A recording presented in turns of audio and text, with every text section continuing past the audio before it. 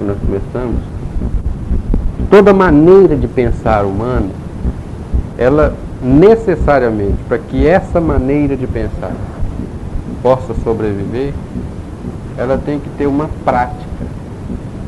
Tem que haver uma maneira de você trazer a forma de pensar, essa maneira de pensar, para a sua prática, para o seu comportamento. E é exatamente isso que nós temos a ética. Então, todo conhecimento, toda filosofia tem imanente ao conhecimento uma ética. E a ética vai gerar. A ética é o estudo global, tudo isso que envolve esse clima, que necessita da discussão e que vai desembocar cá embaixo no chamado prático moral, que é a decisão íntima do livre-arbítrio de cada pessoa, de acordo com o que ele compreendeu, de acordo com o que ele consegue vivenciar do que ele tem como pensamento. A doutrina espírita não fica para trás. A doutrina espírita, por ser uma filosofia, por ser uma ciência, reforça ainda mais o conhecimento, ela nasce daí a ética espírita, a moral espírita. Então, como que a gente vai classificar? E como que a gente vai perguntar? Eu vou basear hoje, gente, no livro Ney Lobo. O senhor não deixou o nome para mim não, eu sou Pereira. Como é que é o nome desse livro? Tá não. O livro é do Ney Lobo, está escrito aqui. Filosofia Espírita da Educação. Ah, é esse aqui? Filosofia Espírita da Educação. Então tá. Ele diz o salto, esse capítulo ele trata do salto lógico da filosofia espírita à correspondente filosofia da educação. Uma possibilidade teórica, que nós já falamos aqui a respeito, tanto no caso da filosofia, e agora, se é uma possibilidade de educação, que vai ser o tema da pedagogia, você só tem um jeito de passar em forma de educação. E você só passa através da educação o quê? Um modus operandi. A maneira de você tomar o pensamento e aplicar na sua vida. Então, nessa hora, você está tratando a nível ético, a nível moral. Então, ele começa a argumentar, e o primeiro argumento dele é a respeito da ética espírita. E diz o seguinte, que não é nenhuma moral nova, nenhuma coisa nova que está aparecendo aí. Por quê? Sabe? Por que não é novo?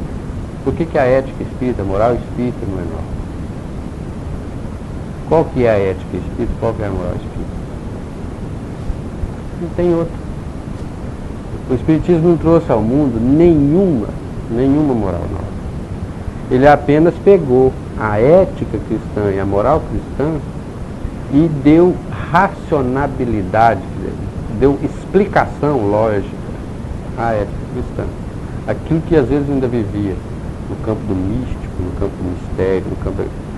Depois, com a explicação espírita, as coisas começaram a aflorar no sentido mais puro, no sentido mais claro, né, aparente.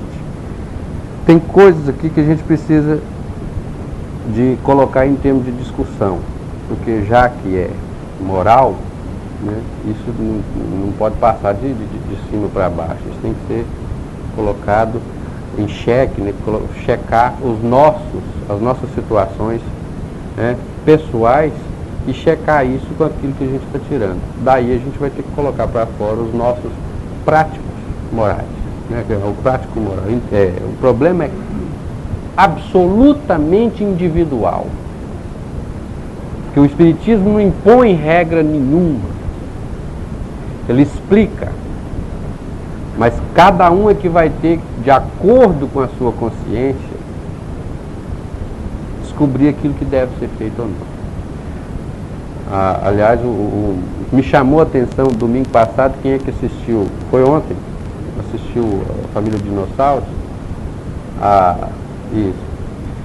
E gostei demais da conta, porque foi exatamente um alerta à possível ética que a gente ia trabalhar hoje, que era exatamente tratando da questão do além-morte, né, do pós-morte. A Zilda, que é a velhinha lá, ela teve uma morte clínica. Inclusive o Dino aproveitou e enterrou ela logo, enterrou viva. Ele é doido para enterrar ela. Enterrou, então jogar no poço de piche, velho. Aí quando enterra, ela no mundo espiritual, ela começa a descobrir a beleza do mundo espiritual, e quando ela volta, ela começa a pregar isso. Aí aparece um espertalhão, né, o pastor televisivo, vamos fazer um programa disso, vamos vender essa imagem do céu e tal, que isso dá um bom dinheiro. Então aqui envolve uma questão ética de profunda importância, porque muita gente está vendendo exatamente lugar no nosso lar. Sim, sim. Não, mas tem muita gente que às vezes está vendendo exatamente esse lugar. Então a pessoa passa a alienar-se da sua vida presente e querer viver exatamente essa futura. É aquilo que a gente... É o céu a prazo, mas o pagamento para você ter esse céu a prazo é um inferno à vista. E aí a situação fica dura de aguentar. Nesse processo de alienação, a gente vê que a doutrina espírita está fora disso, ela está vacinada contra isso, por ser absolutamente individual, não tem salvacionismo. A moral cristã, cada um tem que assimilar de acordo com o seu nível de evolução e praticar de acordo com o seu nível de evolução. E ninguém tem o direito de julgar. Sim, é uma consequência disso. Uhum.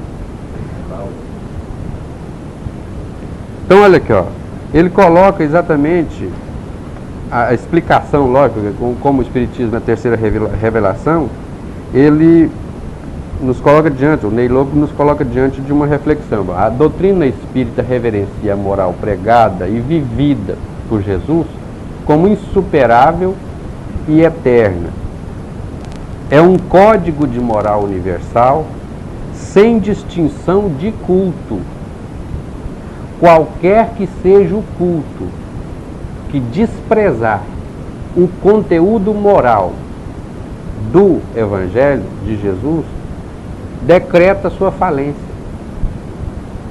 A doutrina que apega-se a apenas os atos comuns da vida do Cristo, a primeira página do livro Evangelho segundo o Espiritismo, é exatamente essa distinção, onde eles dividem os evangelhos em 5 partes: os atos comuns da vida do Cristo, os atos que transformou, que a igreja utilizou como dogma, os milagres, e vai por aí afora, e a última, que é a parte moral, essa ficou inabalável, e está inabalável em todas as épocas.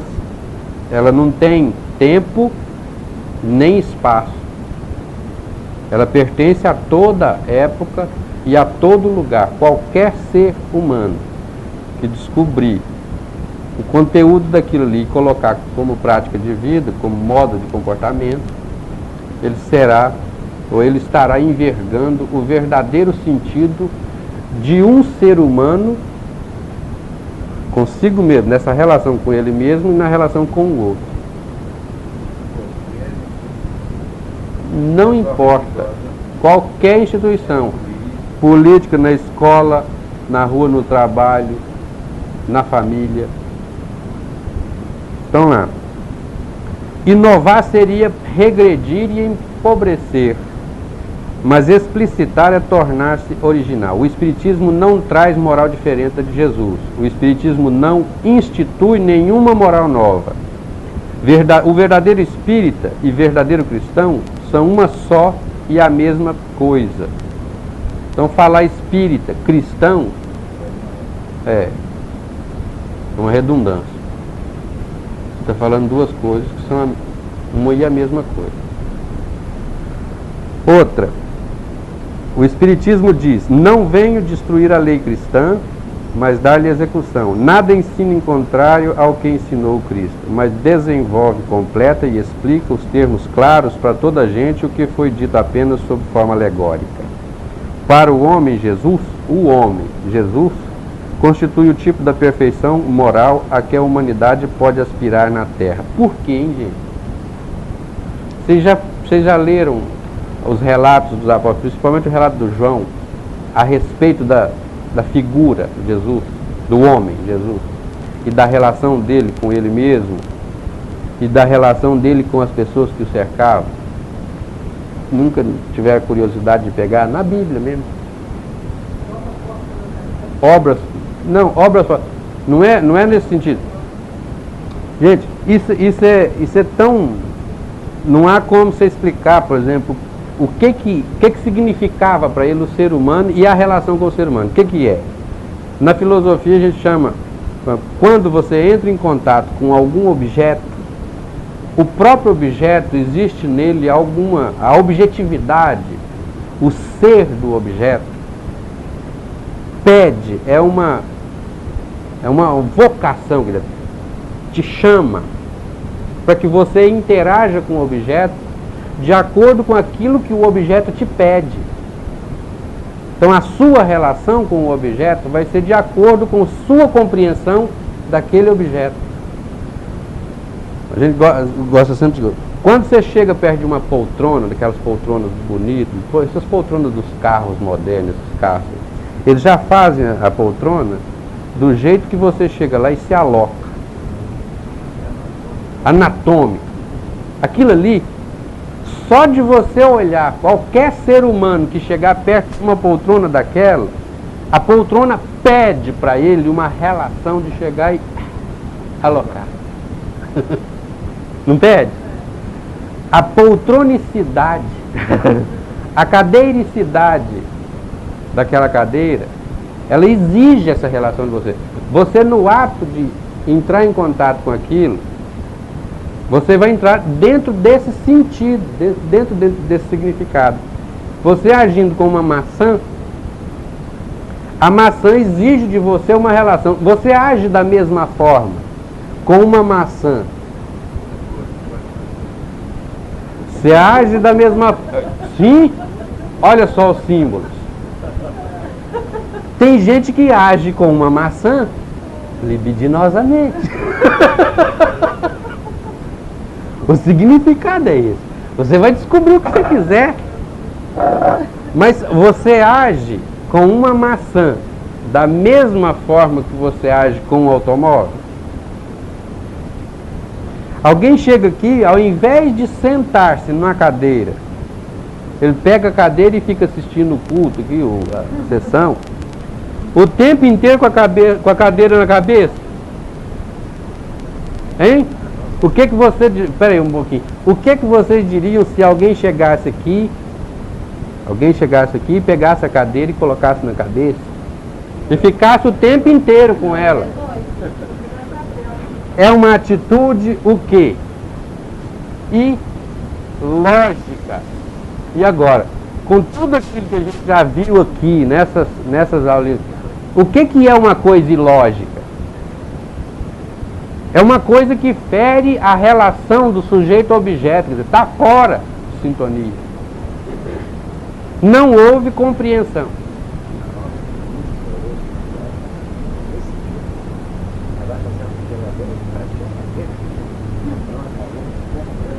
A tecnologia, aliás, a tecnocracia caminha para isso. Vamos lá, continuando. Agora, isso tudo para explicar uma coisa. Quando Jesus, o homem Jesus, aquele homem narrado lá nos evangelhos, quando ele agia com o outro homem, ele estava de posse do conhecimento, ele estava de posse e tinha consciência e conhecia o outro, a tal ponto que ele agia com o outro dentro do mais perfeito sentido, significado dessa relação. Por isso ele agia dentro de leis cósmicas, porque ele entendia o outro.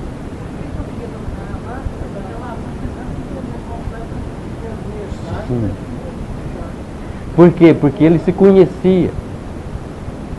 Sócrates, quando coloca conhece-te a ti mesmo como pressuposto de você conhecer o outro, e a relação se transforma em uma relação dialética, quanto mais você conhece o outro, mais você se conhece. Quanto mais você se conhece, mais você conhece o outro. Isso é tomar lá da cá. É dinâmico isso aí. Quanto mais você vive nesse clima de tentar compreender o outro e, consequentemente, compreender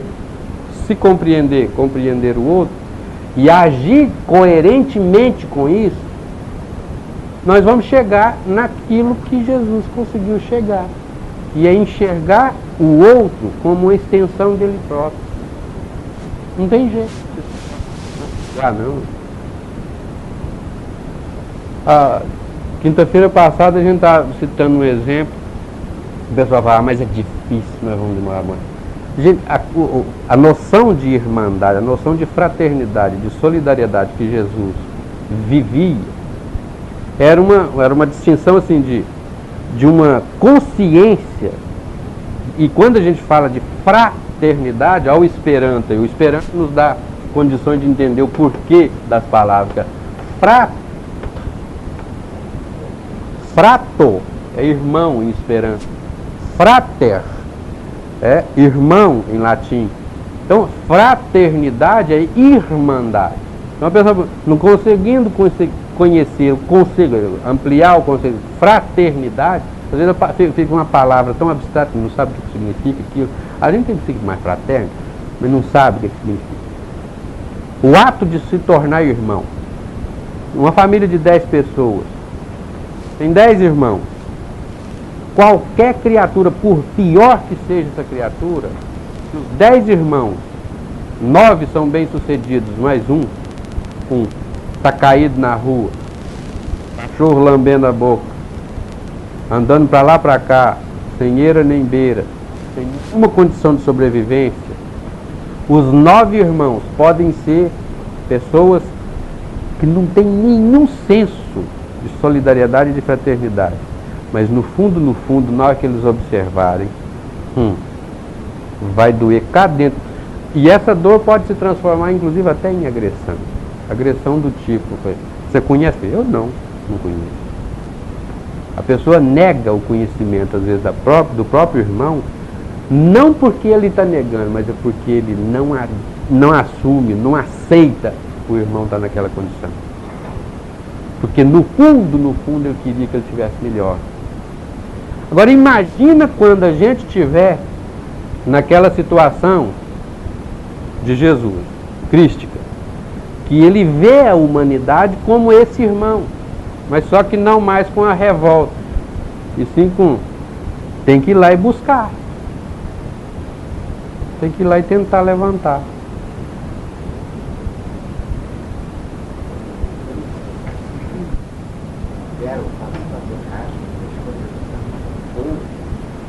Já historicamente já praticava a fraternidade com o povo judeu. Era o único povo na época que praticava uma fraternidade. Aliás, está embora aquela parte histórica. Por isso era o povo eleito. Vamos lá, continuando. Alguma colocação, gente? Ô, João?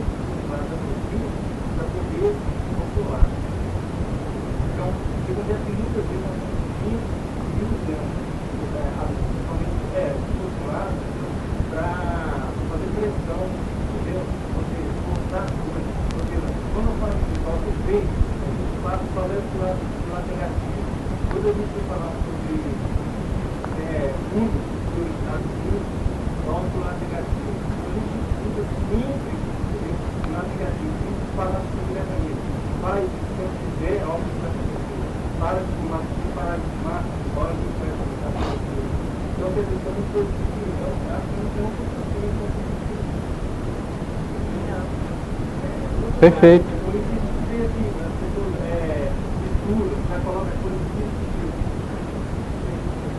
Nós temos um vício de educação, tradicionalmente, a moral judaico-cristã. A moral judaico-cristã, a nossa herança é essa. É a educação pelo desvalor. E não pelo valor, pela revalorização do homem. Você pode observar, entre os pais, até hoje mesmo, é muito comum as crianças que não conseguem, às vezes, seguir o mesmo ritmo de evolução de outros, dentro de uma mesma família, os próprios pais, ao invés de tentar incentivar, de tentar buscar a capacidade daquela criatura, de tirar para fora o que ela tem de bom, reforça o que ela tem de ruim. Então ela começa a introjetar aquilo que vem de fora. Por exemplo, você é um porqueira mesmo, você é um... pode deixar que eu faço, você não vai dar conta mesmo, você não dá conta de fazer nada, você não presta para nada, você não presta... Quer dizer, o desvalor vai introjetando e a pessoa assume isso como modo de vida. Depois chega na adolescência, o pessoal, a filosofia, a psicologia fica... porque o adolescente se cobra muito. Mas será que não é porque o processo da educação colocou essa criatura tão por baixo, mas tão por baixo num mundo tão competitivo, individualista ao extremo e tão competitivo, de repente essa pessoa chega na adolescência, ela tem que se punir, se cobrar demais da conta, até um gesto que ela faz em sociedade, ela se cobra. Ela acha que aquilo é cafona, ela acha que aquilo... Observe os nossos jovens hoje, eles não dançam. Chega nas festinhas, mas fica uma rodinha de homem para cá, uma rodinha de mocinha para lá e no máximo balança um pouquinho o corpo. Por quê? Porque eles têm medo da reprovação. Por quê? Porque a reprovação já está incutida aqui na cabeça deles. Eles se auto-reprovam. Então é aquele, não faz, você está feio, está ruim, está cafona, está assim, está assado, ele introjeta. Depois na hora que chega, tem vergonha de tudo. De tudo, são tímidos, não conseguem em hipótese nenhuma sobressair a isso. Raridades. Sim, é a extroversão. Para soltar, né? Para se autodeterminar. No fundo, isso aí tem muita coisa, às vezes. Quem conhece um pouquinho, às vezes pode até perceber que isso pode ser manipulado. Essa situação pode ser manipulada. E quanto mais persistir nessa fase, mais haverá consumo desse tipo de coisa que você está falando. A especificidade da explicitação. A especificidade da explicitação espírita da ética, entenderam, né? Vou explicar.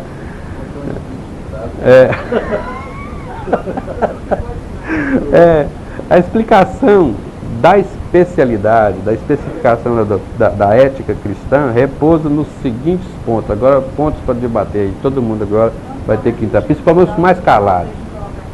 Principalmente os mais calados. Número 1. Tem que falar tudo, porque se perder um... A explicitação... A gente agora não tenta entender a especificidade da explicitação espírita da ética cristã. É a doutrina espírita especificando isso. Repousa nos seguintes pontos. O primeiro ponto: o otimismo escatológico particular para todos os seres... Vou traduzir, gente, espera lá. O otimismo escatológico... Vocês vão ver o que é linguagem filosófica. E esse aqui, e o Ney Lobo tem uma facilidade de colocar conceitos filosóficos fáceis de compreender. Porque tem livros de filosofia que o cara é tão hermético que você lê 2, 3 páginas, depois pergunta, o que eu li? Neca de pitibiriba. Não sai nada. Então dá lá. Primeiro, o otimismo escatológico particular a todos os seres espirituais que chegarão à perfeição e à felicidade máxima. Ninguém se perderá. Otimismo escatológico quer dizer o seguinte: escatologia Escatologia é o estudo da finalidade do processo existencial. Tudo que existe há que se ter um fim. Esse fim é finalidade, objetivo. Nada foi criado para simplesmente terminar ou sem nenhuma programação, entendeu? Então a escatologia estuda essas finalidades. Toda filosofia tem, as filosofias escatológicas são aquelas que colocam, as religiões escatológicas são aquelas que começam a delimitar os finais, o final da vida e tudo mais. A doutrina espírita, a escatologia espírita é otimista.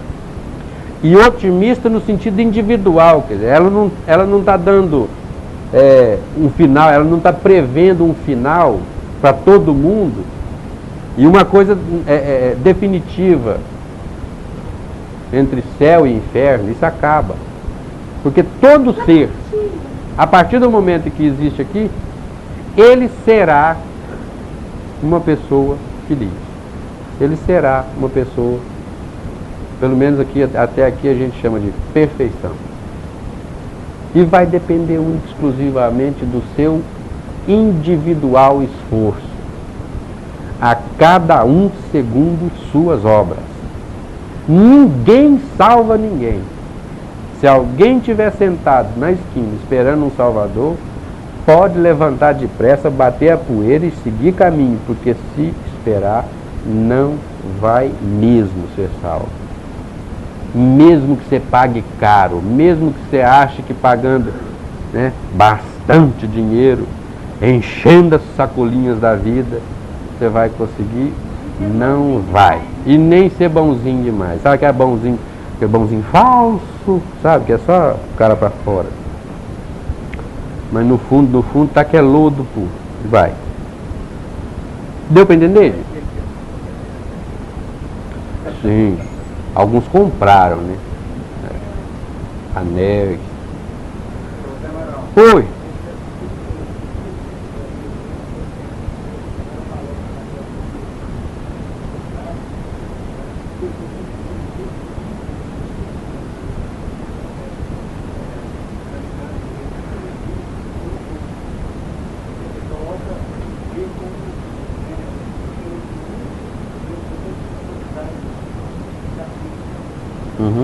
Olha, vamos lá, explicando outro conceito que aparece e que às vezes a gente chama como conceito comum na filosofia. O que é o conceito dessa filosofia otimista? E o que é o conceito de uma filosofia pessimista?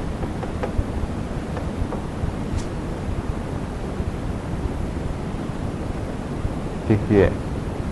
Otimista, uma filosofia otimista. Prevê escatologicamente o objetivo, que o homem se preserve, que o homem vai conseguir o seu ideal lá mais na frente. Pessimista, você bloqueia essa possibilidade humana, sua existência não tem nenhum sentido, você vai cair no nada. Aliás, as filosofias pessimistas são as que estão em voga desde o final do século passado, com a ascensão do materialismo, a ascensão dos filósofos. Aliás, nunca Nietzsche esteve tão em voga, principalmente no Brasil. Se você hoje for andar para essas academias da vida, aí você vai ver que o filósofo do momento é Nietzsche. O filósofo do momento, né? O existencialismo de Sartre. Sim.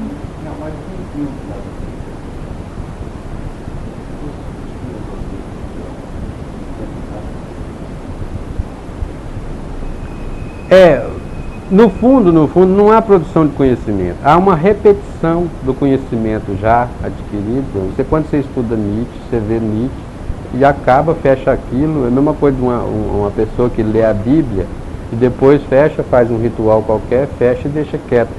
Aquilo não atingiu a pessoa e não produziu o que deveria produzir, que era uma tese. Você tem que colocar a antítese para que haja uma síntese depois. Não há isso.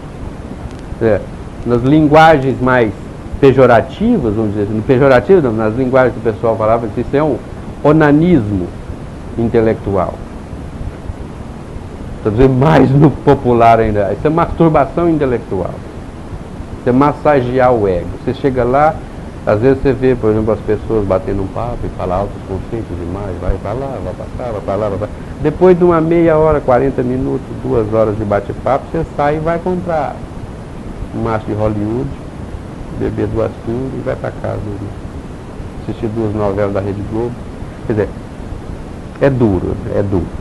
Nós estamos dentro de um sistema que, aí eu já estou passando para vocês uma visão pessimista da coisa. Realista e pessimista. Agora, há possibilidade, isso tudo nos leva a 2 polos. 2 polos que aqui que a doutrina espírita já superou. Inclusive a moral espírita supera isso, porque nós temos uma coisa, materialismo.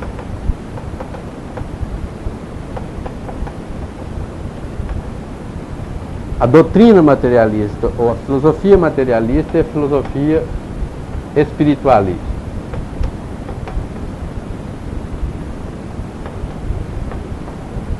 O que é, qual a moral, qual a ética que decorre de uma filosofia materialista? Porque morreu, acabou. Então você tem que aproveitar enquanto você está aqui. Essa é a moral vigente aí. E a nossa escola está impregnada disso aqui. Os nossos filhos estão hoje recebendo uma educação que não é educação, é inducação, que nem instrução chega. É indução mesmo. Domesticação. Baseada no materialismo. Na escola materialista. Se você não prestar atenção, se você não chegar e dialogar e tentar, né, consertar às vezes esses conceitos, você vai ter uma criança dentro de casa que tem as mesmas posturas, essa mesma postura que a gente vê aí na rua.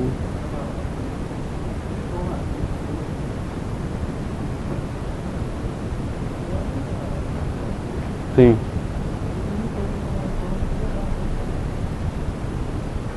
Muito pouco.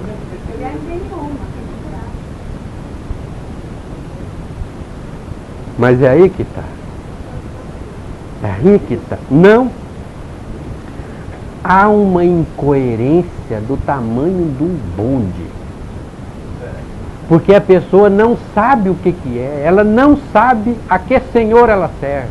O duro é você perceber que a pessoa está vivendo o materialismo, mas se você chegar perto dela e falar assim, escuta, qual que é o polo mais importante seu? O ter ou o ser? Ela de cara de responde, é o ser.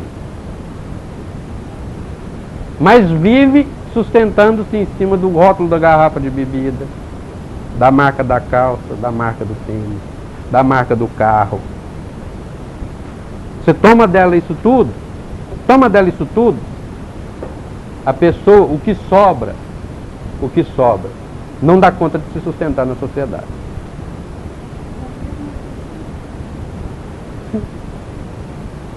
A depressão, a sociedade é essa.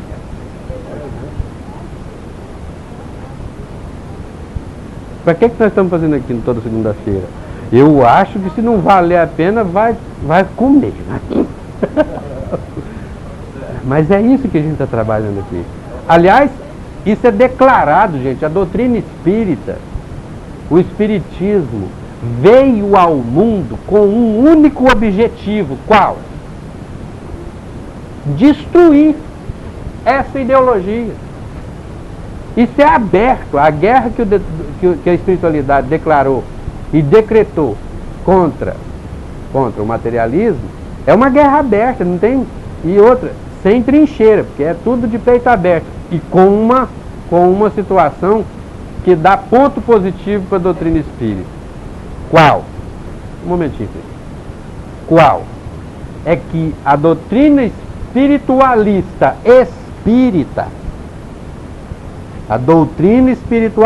espírita, mata o materialismo porque ela prova por A mais B que o espírito sobrevive ao fenômeno morte. A base da ética espírita, que é a ética cristã, é essa. Quem quiser que vá para dentro de uma reunião onde há manifestação mediúnica e vai garimpar o fenômeno. Nós temos certeza que muita manifestação é manifestação anímica. Manifestação anímica. Aliás, sem nenhum medo de errar, a gente pode afirmar que a maioria, a absoluta maioria das manifestações são anímicas. São reflexos de psicose, são reflexos de neurose, são reflexos de problemas de infância do próprio médium. Mas que não quer dizer que isso não tenha que ser feito. Primeiro tem que se educar o médium, para depois conseguir fenômenos. Sim. Agora, que existem médiums e que você é capaz de entrar em contato com seres que já morreram, isso é ponto pacífico, não há mais como negar. Se quiser negar, então mostre a negação.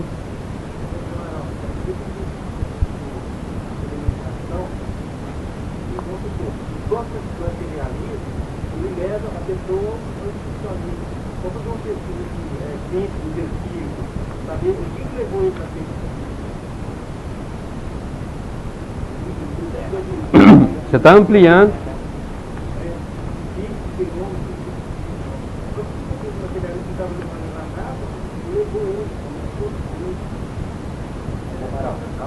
Há um problema aí da miséria.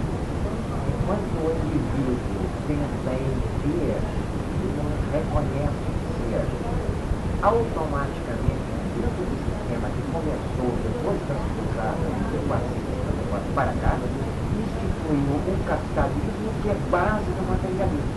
Enquanto existir o capitalismo, existirá o materialismo.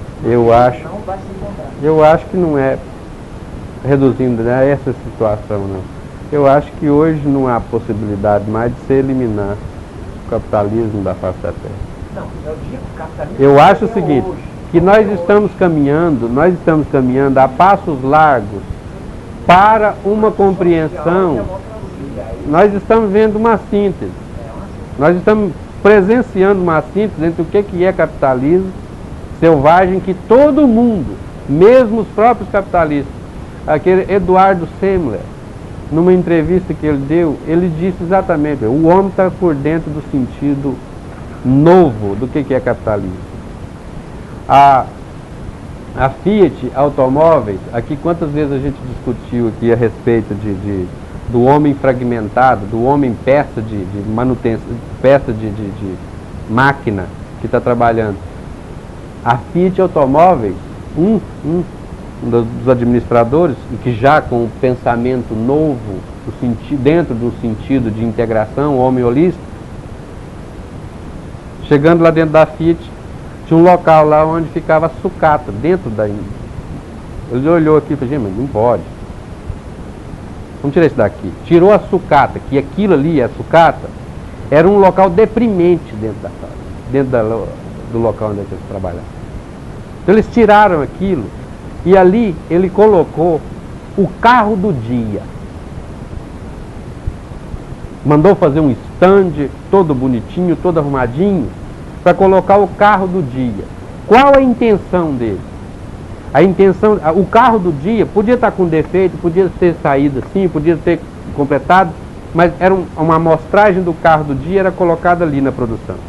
Para todo o operário, mesmo aquele que só apertava 2 botões, pá, pá, ou dava 2 pingos de pá, pá, à tarde ele passava lá na porta e via o carro que ele tinha produzido.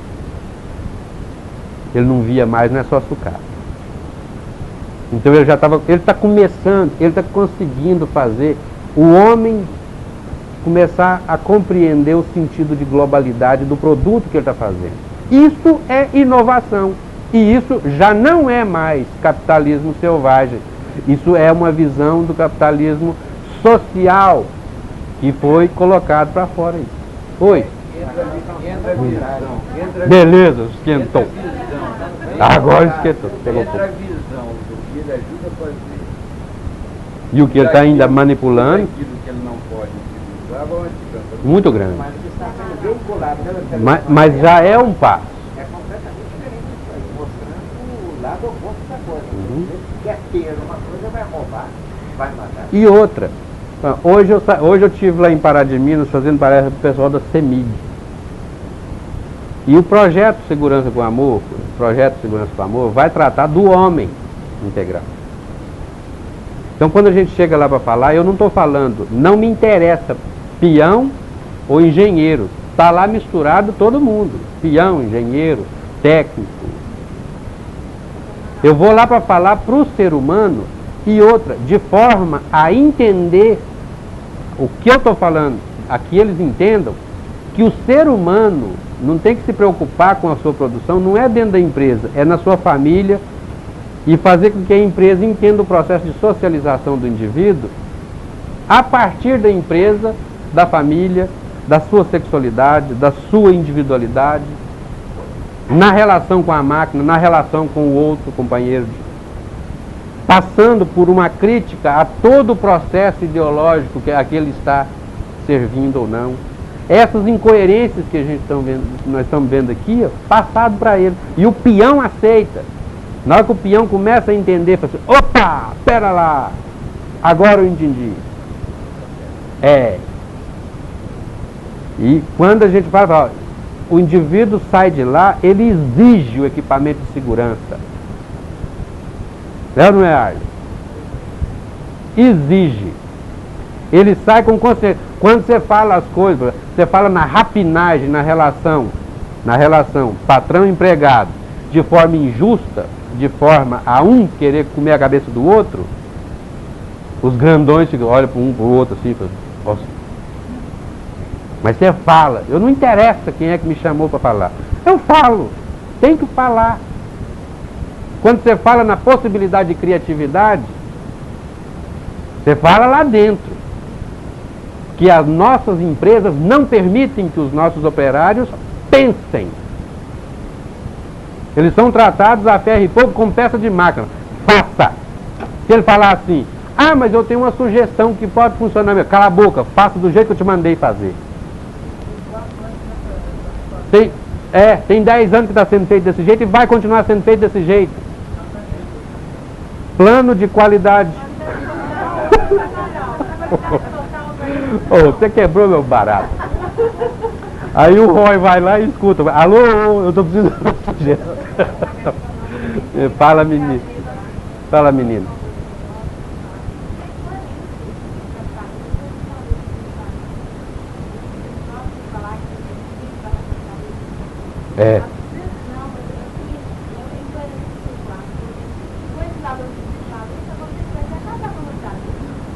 Sim, mas não é acabar com esse sistema.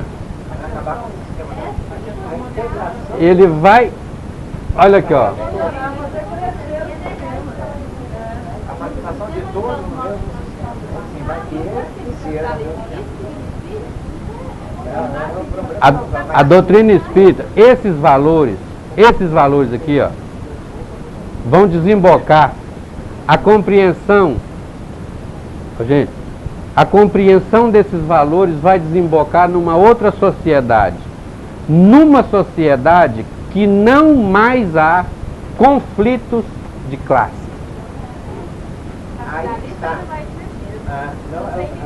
É o social-democracia. Social-democracia. Você pega nosso lar e você vai ver direitinho onde é que você vai desembocar. Você vai desembocar numa relação de poder, mas é um poder de fato e não um poder de direito. É o poder de fato. O Clarencio lá no nosso lar, ele não é o ministro daquele ministério de lá, porque alguém elegeu e colocou ele lá. Não, é porque ele que sabe fazer, outro não faz. A veneranda é a ministra, não sei das quantas lá, da ação social, da recuperação. É porque é ela quem faz. Põe o outro lá e ele não é competente. Então aqui na Terra, nós ainda colocamos pessoas por eleições, aqui, ó, o poder de direito. E essas pessoas não são competentes. O que muda, hein? Porque o dinheiro é simbólico. O que muda é a concepção que nós temos de ter. De valores. Você entra, por exemplo, você entra na axiologia. Ó, quer ver? Então, Entrar na axiologia. vamos continuar aqui para a gente ver o que é o valor. O que é a relação? Existe lá no nosso lar uma espécie de capitalismo, que nós vamos entender o que é o capitalismo que existe lá. Lá existe o tal da a moeda corrente lá, que não é uma moeda. É o bônus hora. Bônus hora. Podia ser uma moeda. Podia. E é uma moeda. O que é o bônus hora? O bônus hora é o seguinte: você tem lá a sua tarefa diária. A sua tarefa diária é aquilo que a sua consciência pede para que você faça em prol de você, do outro, da comunidade, naturalmente. Essa é a sua tarefa. O que você fizer a mais, vai ser transformado em bônus hora. É hora essa. Não. Mas esse acúmulo aí é o seguinte aqui, ó, são valores. Não, o normal tem o seu bônus hora normal lá. Lá o negócio é o seguinte, o negócio é o seguinte, é a questão no nosso lar. Vamos dizer, por exemplo, o dinheiro. Você ganha lá, por exemplo, que eu falei, nós temos que entrar no campo da axiologia, que é o estudo da escala de valores. Então acontece lá, a remuneração lá era de acordo com o ser. Com o ser. O que o indivíduo dá, por exemplo, em termos de trabalho que nós damos? Se ele está trabalhando no campo da comunicação, ele recebe bônus horas de comunicação. Se ele está trabalhando no campo assistencial, ele recebe bônus horas da comunicação. Então acontece que ele é específico. E é um valor que incorpora o patrimônio dele imediatamente. Então acontece. Então a questão, por exemplo, de pode ser dinheiro, ser bônus hora, não importa. O que muda é a concepção que tem da escala de valor. Agora, uma coisa você pode ficar tranquilo, não haverá especulação. Nem esse mundo financeiro aqui que você vai lá e deposita um bônus hora e ganha juros e mais correção monetária.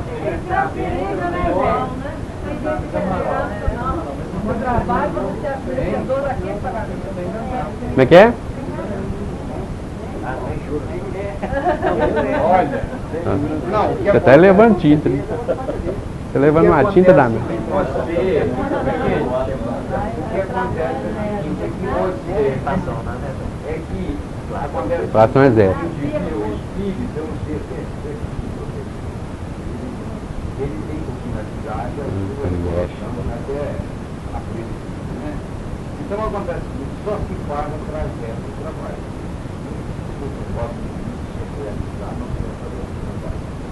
Como é que o indivíduo pode cercar a sua sociedade?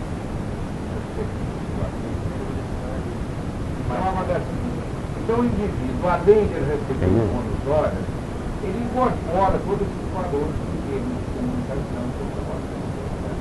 Amanhã, se ele reencarna e vem para cá, claro que o indivíduo, compreendeu, vai ter naturalmente um valor. Em termos da comunicação. Agora uma coisa interessante. Mudam de acordo com. Mas é claro. Mas a essência. Não, é claro. Sim. Claro, ainda é uma organização, apesar da bem socializada, ainda é um mundo muito próximo da Terra. É muito primitivo ainda.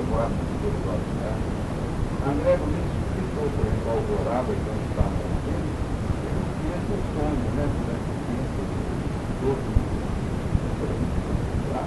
Mas é muito mais elevado do que São João é quando é. Ele disse que foi levado ao sétimo céu. E não pôde ir aos demais, porque ele não tinha capacidade para lavar. Ou seja, a evolução dele não dava para ele. Ferveu. Agora, uma coisa interessante dentro desse sistema é a questão do trabalho. O trabalho, por si, ele dá oportunidade de crescimento.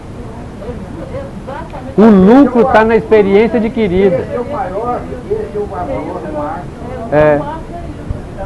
É oportunidade do crescimento. É um indivíduo se superar. Trabalhar é privilégio. Privilégio. Falei primeiro que você, viu, João? O João tá doido pra falar, O negócio é o trabalho, o valor, o bônus hora está implícito na ação. Mas aí, como nós falamos, tem sofrendo através do trabalho. Não há outro processo de crescimento espiritual, intelectual, moral, a não ser através do trabalho. Eu sabia que isso ia detonar. Oi. Oi. O sapo de fora ronca também ali. Né? X. É, ué. Olha, a questão, por exemplo, só de... Ó, uma pessoa. Deixa eu pegar essa carona do vídeo. Uma pessoa, hoje, ó, Gilberto, nós vamos falar agora. Gilberto é locutor de rádio, né, Gilberto? Mas ele passou por experiências, né, no mundo, quando vivia em formiga, em arte, como capoteiro. Olha o cara. Esse final de semana, o que nós estávamos fazendo? Nós estávamos refazendo o meu sofá, que estava em pandarex, em petição de miséria. Então, o que aconteceu? Nós tivemos o prazer de adquirir mais uma experiência. Eu adquiri a experiência. O lucro meu é isso. Se falhar todas as possibilidades de sobrevivência, eu tenho certeza que nós vamos dar muito bem capotando sofá. Não carro, capotando sofá. Por que não? Encapotando. Não, encapotando carro, não é capotando. Aí o Zé, está sendo no ponto certo. É, dançou. É Ele dançou agora. É fugir do consumismo e adquirir experiência. É. É. Agora, entrou no ar agora, velho. É. Então é a experiência, o valor, gente, o valor adquirido, o tal lucro, entre aspas, ele está implícito na ação. Quando você realiza, você não está esperando dinheirinho, que vem o dinheirinho para contar um bônus hora, dois bônus hora. Não. Você tem isso, está implícito no seu patrimônio espiritual. Quer ver quem é que te toma isso? Você pode reverter esse patrimônio que você tem, porque você pode, porque você tem a sua experiência, você tem isso adquirido, reverter isso para alguém que precisa mais do que você. E aí você pode interceder, a palavra-chave é interceder. Mesmo que o outro não tenha possibilidade de adquirir através dos próprios benefícios, dos próprios créditos dele, Pode avalizar. isso, avalizar, a palavra correta é essa. Não, nem hipótese nenhuma. Não, não vai, não cede. É intransferível. Não, mas é intransferível. Ceder no sentido de avalizar. Eu vou ajudá-lo. Quem leu renúncia? Alguém leu renúncia? Leu renúncia aqui? O que Alcione fez? Alcione era uma pessoa que nem precisava reencarnar.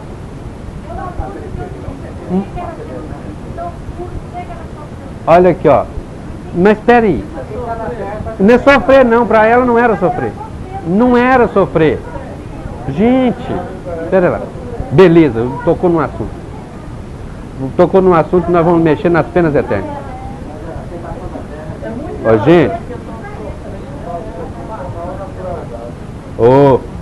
Eu pensei que ia ferver, mas nem tanto. Olha aqui, ó.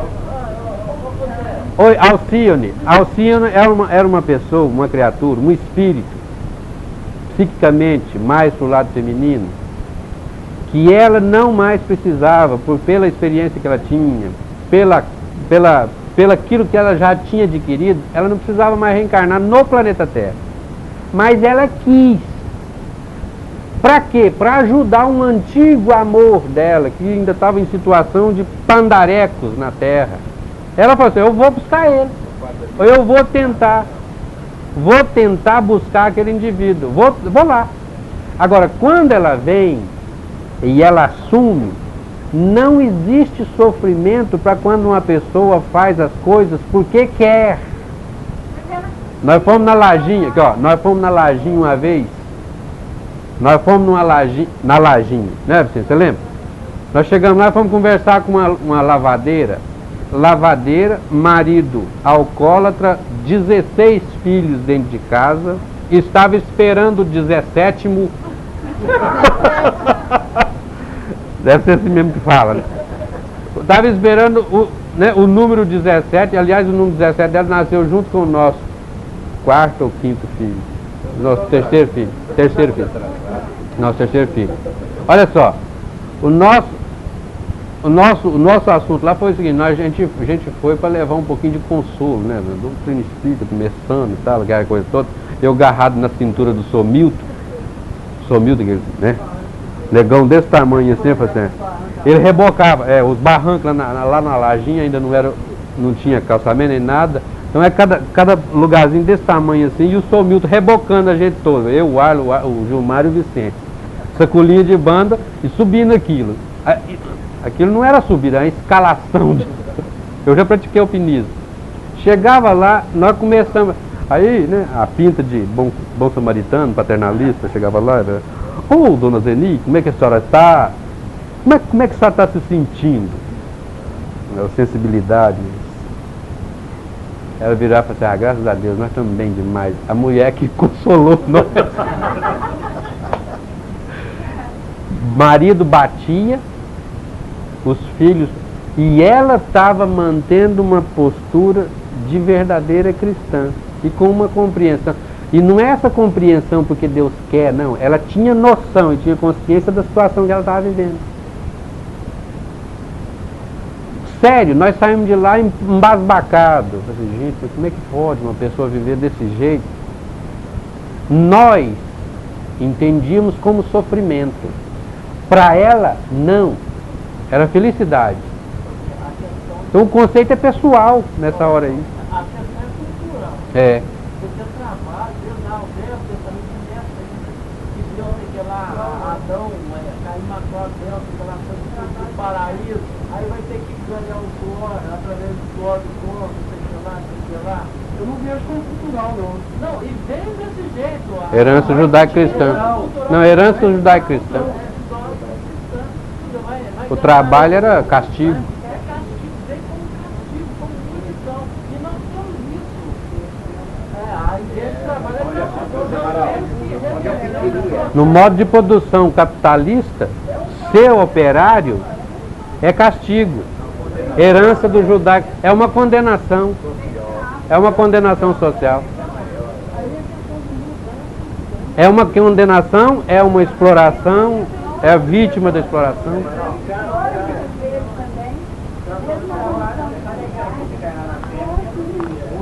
Pegar boleto.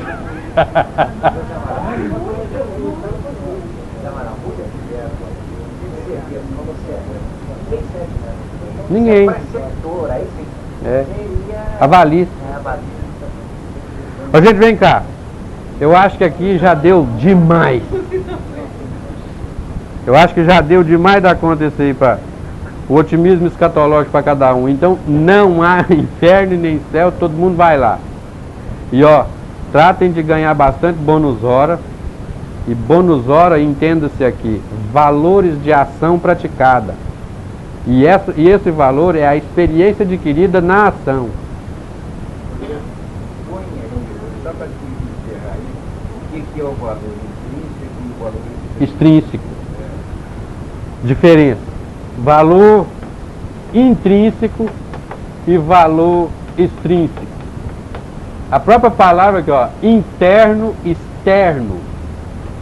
Valor extrínseco você trabalha e o valor é o outro que coloca. Aí vem a relação de exploração no mundo capitalista, a mais-valia. O cara trabalha, dá 12 horas de serviço às vezes, dá 8 horas de serviço, e é o outro que põe preço no trabalho dele. Não, eu te dou tanto por esse trabalho. Extrínseco. E ele vai receber um valor externo, que às vezes não condiz nada com aquilo que ele adquiriu internamente. E outra coisa, só vale aqui, né? Você não leva, né? Pois é, não vale, você não vai levar. Qual o valor intrínseco que você incorpora? Isso pode desencadear um processo social. Ô Rubens, isso pode, olha só, escuta, quer ver? Isso pode desencadear um processo social de reivindicações. Isso é o ponto, o perigoso nisso aí é isso.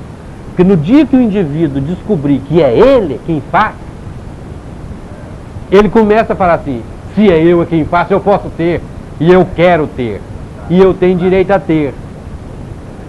E aí começa o perigo. Aliás, a grande diferença é essa, porque produzir Não. e não produzir. Não, que vai ter, vai. Agora eu estou falando o seguinte, não há necessidade disso. Por enquanto. Mas não vai funcionar. Não funcionou. Peraí, gente, peraí.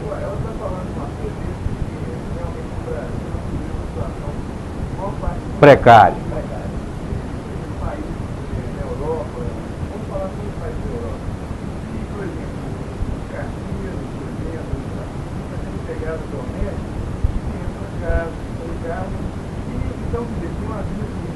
Uhum.